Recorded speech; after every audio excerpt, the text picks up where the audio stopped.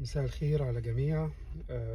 للأسف وصل لنا من وقت قليل جدا آه وفاة الحالة الثالثة المصرية في حادث الحدود المكسيكية الأمريكية. الحالة الثالثة ديت احنا كنا نشرنا من يومين بناء على رغبة أخوه البوست الخاص بمحاولة البحث عن أي معلومات تخصه، وهو بديع مكرم بديع فهمي، 17 سنة، من أبو قرقاص، وهو من نفس بلدة عم سعد اللي راحت البنتين بتوعه للسما في نفس الحادث، سيلفيا وليلي، واللي كمان اتصاب ابنه بإصابات بالغة وما زال في العناية المركزة الآن في المستشفى بالمكسيك، وهو كمان عم سعد اتصاب 4 طلقات.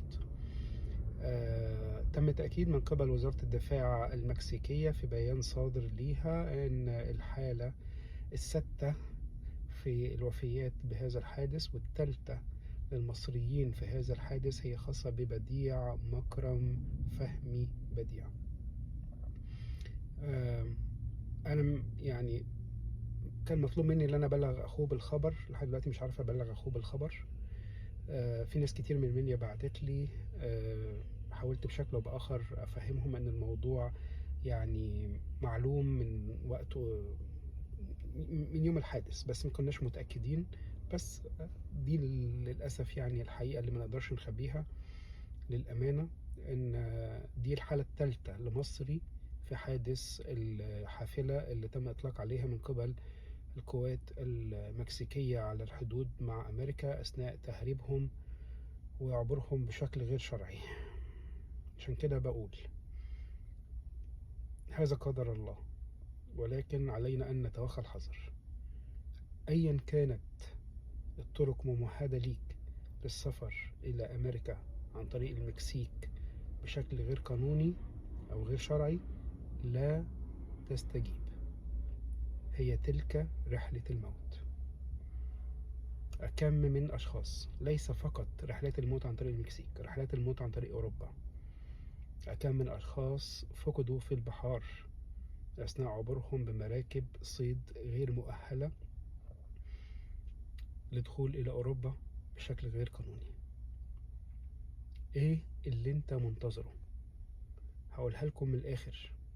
أمريكا ليست الحلم الذي من أجله تفني حياتك. أمريكا بلد زي مصر، زي أي دولة في العالم، فيها الكويس وفيها الوحش، فيها ups and down، فيها الدنيا غالية، فيها مشاكل، وفيها حاجات كويسة. لكن الحاجات الكويسة اللي فيها لا تستحق أن تدفع ثمنها حياتك أو تخاطر بيها. كان قرار من أخذوا هذا الطريق بناء على ناس سبقوهم ونجحوا في الطريق دوت وصلوا لأمريكا. الناس دي لو سألتهم النهاردة وضعكم القانوني في أمريكا عمل إزاي، هيقولوا إحنا مستنيين مقابلة بقالهم سنين، ولما يجي ميعاد المقابلة للأسف اللي أنا بقوله ده هيتم رفضهم لأنهم دخلوا بطرق غير شرعية أو غير قانونية لأمريكا. هل في ناس قبل كده دخلوا أمريكا عن طريق المكسيك بطرق غير قانونية وخدوا الجرين كارد؟ بس ده كان زمان، ما قبل ترامب، يعني قبل 2020.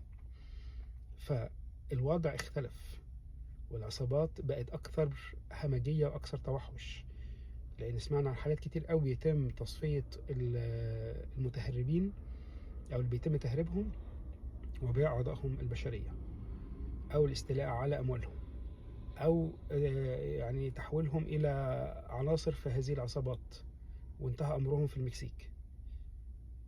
انتهى أمرهم في المكسيك. النهاردة القوات المكسيكية بيتم التحقيق مع الجنود اللي أطلقوا النيران على حافلتين، ولكن الحافلة اللي تم إطلاق عليها النار اللي كان فيها البنتين منفصلة عن الحافلة اللي تم إطلاق عليها النار من قبل القوات المكسيكية على بديع، والاتنين الحافلتين ده نتج عنها وفيات وده نتج عنها وفيات ومصابين. فبيتم التحقيق مع الجنود، وأيا كانت النتيجة الأمر بقى واقع إن احنا عندنا 3 حالات يعني وفاة في يعني قائمة الضحايا في هذا الحادث، منهم بديع وسيلفيا وليلي، و3 أقباط من نفس مدينة أبو قرقاص بمحافظة المنيا. وربنا يكون في عون عم سعد وابنه في حالة خطرة. الوضع مأساوي. سفير مصر في المكسيك عمر عبد الوارث قام بمجهود كبير جدا و يعني بشكل أو بآخر بيحاول على الأقل يعني المتبقين من المصريين الموجودين هناك إن هو ياخد معاهم إجراءات لسلامتهم حتى عودتهم مرة أخرى للبلاد. لا أنصح أحد أن يأتي إلى أمريكا عن طريق المكسيك أو يدخل أمريكا بطرق غير شرعية، لكن ده لو دخلت أمريكا بطريقة غير شرعية لو عرفت تدخل ولم تعرض حياتك للخطر مش هتعرف تاخد ورق في البلد. أنا آسف إني بقول ده، بس دي حقيقة ودي أمانة لازم نقولها. شكرا لكم.